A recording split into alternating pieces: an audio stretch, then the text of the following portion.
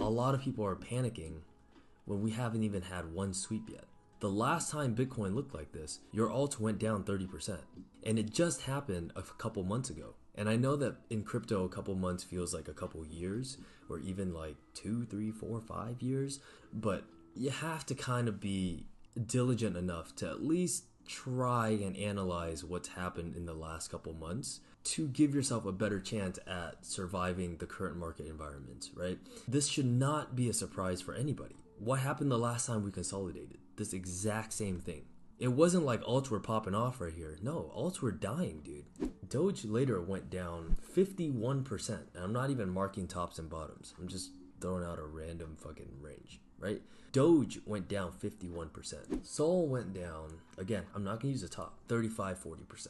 This is normal. Like, this is very normal, guys. I don't want you guys to feel like, oh my god, the markets have topped, and then repeat the same mistakes that you did 4 or 5 months ago, and then be upset when coins go up, and you're like, wow, why didn't I bid? I'm so dumb for not bidding. Why didn't I do this? Why didn't I do that? Like, dude, you have the blueprint. Like, you have the literal strategy that the market's running on you. It's Bitcoin's consolidating, looks the strongest, is the best risk adjusted setup on the market. And while it's consolidating, most unsophisticated traders are probably dumping their shit coins, which is valid, as they start to realize like, holy shit, my coins aren't going up. I'm gonna sell and I'm gonna get out. And so yeah, your alt are gonna be down 40, 50, depending on what alt you're in, it could be down 70%. I tell people all the time, have some Bitcoin. Keep your portfolio a little bit more balanced, and then when things are going up and things are breaking out, you can take on a little bit more risk. As of right now, I think Bitcoin looks great. This is what I would be bidding for some spot entries. So spot entries, I'm just looking for every sweep. If I were to buy some more spot, I'm looking at 85K.